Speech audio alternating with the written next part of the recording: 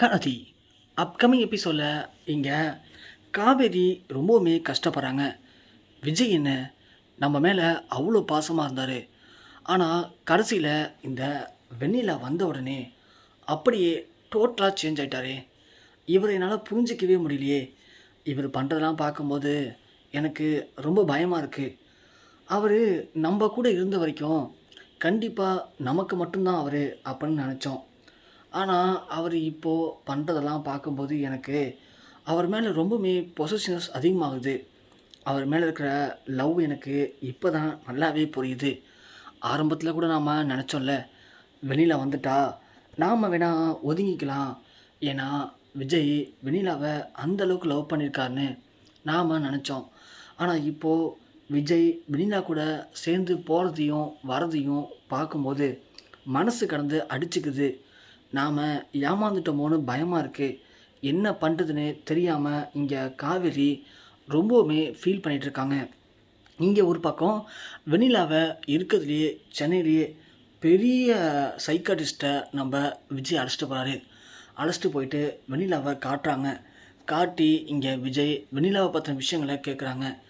டாக்டரும் இங்கே வெண்ணிலாவை ஃபுல்லாக செக் பண்ணி பார்த்துட்டு, ஸோ அவங்களுக்கு ஒரு 4 to 5 இயர்ஸுக்கு முன்னாடி தான் இந்த ஆக்சிடென்ட் நடந்திருக்கு. அதில் அவங்களுடைய குடும்பத்தையே இழந்திருக்காங்க. ஸோ அதில் அவங்க ரொம்பவுமே மனசு ரொம்ப கஷ்டப்பட்டு வெக்ஸாகி தான் இப்படி எல்லாத்தையுமே மறந்துருக்காங்க. ஸோ இதை நம்ம மருந்து மாத்திரையால் குணப்படுத்துறது அப்படிங்கிறது ரொம்பவுமே ரேர் தான். இவங்களுக்கு மறந்து போன விஷயங்களை நீங்கள் ஞாபகப்படுத்தணும். அதுலேயும் இவங்களுக்கு பழைய ஞாபகத்தில் விஜய்ங்கிற பேர் மட்டும் நல்லாவே ஞாபகத்தில் இருக்குது. அந்த பேர் சொல்லி ஒரு சில விஷயங்களை பற்றி கேட்கும்போது மட்டும் அவங்களுடைய அந்த பழைய ஞாபகங்கள் வந்துட்டு போகுது. அப்படின்னா இவங்களுக்கு தேவையான ஒரே மருந்து மாத்திரை விஜய் மட்டும்தான். ஸோ அதான் நீங்கள் தான் தேவை உங்களுக்கு. அப்போ விஜய் கேட்குறாரு, புரியல டாக்டர், நான் என்ன பண்ண முடியும், எனக்கு தான் இப்போ மேரேஜ்லாம் ஆயிடுச்சு அப்படின்னு சொல்லும்போது, இல்லை விஜய், உங்களுக்கு மேரேஜ் ஆகிருக்கலாம். ஆனால் விஜயோட இந்த வெண்ணிலா இருக்கும்போது அவங்களுடைய வசந்த காலமும் ஒன்று வந்திருக்கும் இல்லையா. நீங்களும் அவங்களும் சேர்ந்து எங்கேயாவது போயிருப்பீங்க, வந்திருப்பீங்க. இல்லை வெண்ணிலாவுக்கு எதெல்லாம் பிடிக்கும் அப்படிங்கிறது யாருக்கு தெரிஞ்சிருக்கும்? மேபி உங்களுக்கு தெரிஞ்சிருக்கும் இல்லையா. அந்த மாதிரி வெண்ணிலா சேர்ந்து இருக்கும்போது, நல்லா இருக்கும்போது எங்கெங்கெல்லாம் போனாங்களோ அந்த இடத்துக்கெல்லாம் நீங்கள் அவங்கள கூட்டிகிட்டு போகும்போது நீங்கள் அந்த பழைய ஞாபகங்களை அவங்களுக்கு தட்டி எழுப்ப முடியும். அப்படி பழைய ஞாபகங்கள் வந்துச்சு அப்படின்னா அவங்களுக்கு ஸோ எல்லாமே அப்படியே கொஞ்சம் கொஞ்சமாக எல்லா ஞாபகமும் வரத்துக்கு வாய்ப்பு இருக்குது. அப்படி வந்தாலே அவங்க ஆட்டோமேட்டிக்காக க்யூர் ஆகிடுவாங்க. ஸோ அதனால தான் சொல்கிறேன், இப்போது அவங்களுடைய மைண்டில் விஜய்ங்கிற பேர் மட்டும்தான் ஞாபகம் இருக்குது. அப்படியாப்பட்ட விஜய்க்கு தான் எல்லாமே தெரியும்னு நினைக்கிறேன். அதனால தான் உங்களுக்கு தெரிஞ்ச வரைக்கும் அவங்கள பழைய ஞாபகங்கள் எதெல்லாம் அவங்களுடைய ஆள் மனசில் பதிஞ்சிருக்கும்னு நீங்கள் நினைக்கிறீங்களோ அங்கெல்லாம் அவங்கள கூட்டிகிட்டு போங்க. அங்கெல்லாம் அவங்களுடைய ஓல்டு மெமரிஸை ஞாபகப்படுத்துங்க. ஸோ ரிப்பீட்டடாக இப்படி பண்ண பண்ண அடுத்த 1 மந்த்லேயோ இல்லை ஒரு 3 மாதத்துலேயோ இல்லை ஒரு 6 மாதத்துலேயோ அவங்களுக்கு பழைய ஞாபகங்கள் எல்லாமே வருவதற்கு 100% வாய்ப்பு இருக்குது. ஸோ இனிமே அவங்கள பழைய வெண்ணிலாவாக மாற்றுறதும் மாற்றாததும் விஜயான உங்கள் கையில் மட்டும்தான் இருக்குது. ஆனால் இதில் ஒரே ஒரு விஷயத்தை மட்டும் ஞாபகம் வச்சுக்கோங்க. வெண்ணிலா அவங்கள லவ் பண்ணியிருக்காங்க. அந்த டைமில் இருக்கிற ஞாபகத்தை தான் நீங்கள் வர வைக்க போகிறீங்க.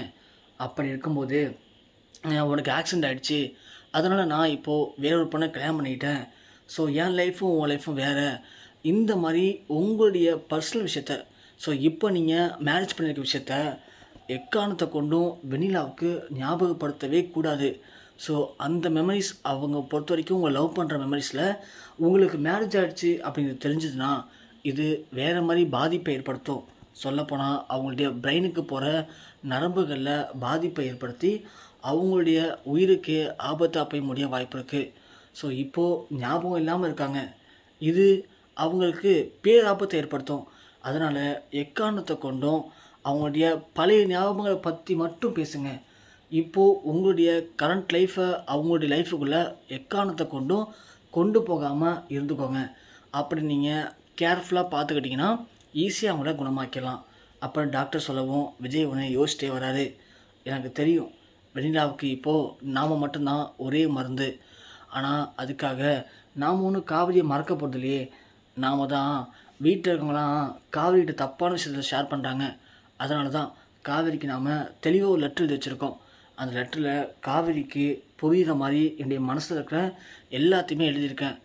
ஸோ யார் வந்தாலும் சரி, இந்த உலகமே அழிஞ்சாலும் சரி, காவிரி தான் என் மனைவி. அதை யாராலையும் மாற்ற முடியாது. ஆனால் இந்த வெண்ணிலாவோட இந்த நிலைமைக்கு காரணம் நான் தான். அது வெண்ணிலா மட்டும் இல்லை, அது யாருக்காக இருந்தாலும் சரி, என்னென்ன ஒருத்தவங்க பாதிக்கப்பட்டிருக்காங்க, அவங்களுக்கு மருந்தே நான் தான் தெரியும்போது எப்படி அவங்கள பார்த்துக்காமல் இருக்க முடியும். அதனால தான் அவளை சீக்கிரமே குணமாக்கி அவளுக்குன்னு ஒரு மேரேஜ் பண்ணி வச்சிட்டோன்னா அவள் லைஃப்பை அவள் பார்த்துப்பா. இல்லாமல் நாம் மட்டும் வாழ்ந்தால் போதும்னு வாழ்ந்தா கண்டிப்பாக அது நல்லா இருக்காது. அதுக்காக தான் நான் இவ்வளவும் பண்ணிகிட்ருக்கேன். ஆனால் பார்க்குறவங்க கண்ணோட்டம் தப்பாக தெரியுது. என் காவிரி இதை புரிஞ்சுப்பான்னு நினைக்கிறேன். அதனால தான் பேச முடியலன்னு சொல்லி ஒரு லெட்டராக எழுதி வச்சு வந்திருக்கேன். காவிரி என்னை புரிஞ்சுக்கோ அப்படின்ற மாதிரி இங்கே விஜய் யோசிக்கிறாரு. ஆனால் காவிரி இங்கே விஜயவும் வெண்ணிலாவையும் பார்த்துட்டு ரொம்ப கோவமாக ரூமில் போய் கதவை மூடிட்டு பயங்கரமாக அழுகுறாங்க. இங்கே விஜய்க்கு ஒரே கன்ஃபியூஷனாக இருக்குது. என்ன இது, காவிரி நாம் எழுதின லெட்டரை ஒழுங்காக படித்து புரிஞ்சுக்கிட்டாலா இல்லையா? ஏன் இப்படி ஃபீல் பண்ணுறா? நான் என்ன வெண்ணிலா தான் முக்கியம்னு சொல்லிட்டு போனேனா? இல்லையே அப்படின்னு இங்கே விஜய் யோசிக்கிறாரு. ஆனால் விஜய் எழுதி வச்ச லெட்டரை இங்கே காவேரி பார்க்கறதுக்கு முன்னாடியே ராகினி அந்த லெட்டரை எடுத்து மறைச்சி வச்சிடறாங்க. ஏன்னா இந்த லெட்ரு மட்டும் காவேரி கிடச்சதுன்னா இவங்க 2 பேரும் கண்டிப்பாக சேர்ந்துருவாங்க. இவங்களை பிரித்தாலே போதும், நாம் நம்ம லைஃப்பில் சந்தோஷமாக இருக்கலான்னு இங்கே ராகினி முடிவு பண்ணுறாங்க. இங்கே காவேரி போயிட்டு ரொம்பவுமே ஃபீல் பண்ணுறாங்க. இந்த அக்ரிமெண்ட் முடியும் போது நாம் அத்தனை வாட்டி கேட்டோம்ல, உங்கள் லைஃப்பில் திரும்ப வெண்ணிலா வந்தானா என்ன பண்ணுவீங்கன்னு கேட்கும்போதெல்லாம் அப்போல்லாம் ஒன்றும் நடக்காது, நீ தான் எனக்கு முக்கியம் அப்படி இப்படின்னு சொன்னார் விஜய். ஆனால் இப்போது அந்த வெண்ணிலா தான் முக்கியம்னு என்னை கூட பார்க்காம அவர் அந்த வெண்ணிலா கூட சுற்றிட்டுருக்காரே. இதெல்லாம் எப்படி, என்னால் இதை தாங்கிக்கவே முடியலையே. எனக்கு இப்போது குடும்பம், அந்த புருஷன் அப்படிங்கிற அந்தஸ்துலாம் தேவைப்படுது. எனக்கு விஜய் கண்டிப்பாக வேணும். விஜயில் லைஃப்பை என்னால் யோசித்து கூட பார்க்க முடியல. நான் என்ன பண்ணுவேன், இதை யார்கிட்ட சொல்லுவேன், என்னால் தாங்க முடியலையே. சவுனு இப்படி ஒரு கொடுமையை அனுபவிக்கிறதுக்கு தற்கொலை பண்ணிக்கலாமான்னு காவேரி இங்கே தவறான முடிவை கையில் எடுக்கிறாங்க. அப்போது காவேரிக்கு லைட்டாக மயக்கம் வாந்திலாம் வருது. காவேரி நினைக்கிறாங்க, எது எப்படியோ சீக்கிரமாக செத்துட்டா கூட நிம்மதி தான் அப்படின்னு நினச்சிக்கிறாங்க. ஒரு பக்கம் இங்கே நம்ம காவேரியோட முன்னாள் காதலான நிவின் யோசிக்கிறாரு. பாவம் காவேரி, என்னதான் காவேரி அவளுடைய லைஃப்பை விட்டுட்டு தங்கச்சி, அக்கா, அம்மா, அப்பான்னு எல்லா லைஃபுக்கும் விட்டு கொடுத்து வாழணும்னு ஆசைப்பட்றா. ஆனால் கடைசியில் அவள் லைஃப் தான் கெட்டு போகுது. பாவம், ஏதோ காவேரிக்கு நல்ல லைஃப் அமைஞ்சிருக்குன்னு நம்ம நினச்சோம். ஆனால் அந்த லைஃப்லேயும் இப்போது மிகப்பெரிய ஒரு பாறாங்கலை போட்ட மாதிரி விஜய் யாரோ வெண்ணிலாங்கிற பொண்ணு பேர் சுற்றிட்டு இருக்காரு. இப்போது காவேரி எப்படி இருப்பா? மனசு ரொம்ப கஷ்டப்படுவாள். பாவமாச்சே, அவள்கிட்ட கால் பண்ணி பேசி பார்க்கலாமா அப்படின்னு நிவின் இங்கே காவேரிக்கு கால் பண்ணுறான்.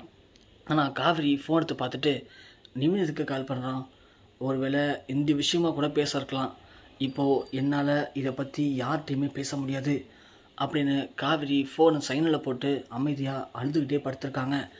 ஆனால் இங்கே காவேரிக்கு அடிக்கடி இப்போ லைட்டாக மயக்கம் வாந்திலாம் வருது. ஒருவேளை இங்கே காவேரியும் விஜயும் நெருங்கி பழகுனதில் மேபி காவேரி கன்சீவ் இருக்க வாய்ப்பு இருக்குது. ஸோ கதை இப்படி போகும்போது கண்டிப்பாக விஜய்க்கு காவேரி மேலே நல்லாவே அன்பு, காதல் எல்லாமே இருக்குது. ஆனால் அவர் இப்போது வெண்ணிலாக்காக தான் எல்லாத்தையும் விட்டு ஒதுங்கி வெண்ணிலாவை குணப்படுத்தணும் அப்படிங்கிற முயற்சியில் களமிறங்கியிருக்காரு. ஆனால் இந்த வாய்ப்பை பயன்படுத்திக்கிட்டு ராகினி எப்படியாவது காவேரியை வீட்டோடு துரத்திலான்னு பிளான் பண்ணிட்டாங்க. ஸோ காவேரி கண்டிப்பாக விஜயை புரிஞ்சுக்கிட்டு இந்த ராகினியுடைய மோசமான திட்டத்தை எதிர்கொண்டு விஜய் கூட சேர்ந்து வாழ்வாங்களா, இல்லை என்ன நடக்க போகுது, என்ன மாதிரியான மாற்றங்கள் திருப்பங்கள் நடக்க போகுது அப்படிங்கிறத கண்டிப்பாக பொறுத்து பார்க்கலாம். ஸோ இந்த கதை இப்படி போனால் எந்தளவுக்கு நல்லா இருக்கும்னு நினைக்கிறீங்க? இந்த கதை பிடிச்சிருந்தா மறக்காமல் இந்த வீடியோக்கு ஒரு லைக் பண்ணிக்கோங்க. அதோட நம்ம சேனலை தொடர்ந்து சப்ஸ்கிரைப் பண்ணி ஃபாலோ பண்ணுங்கள்.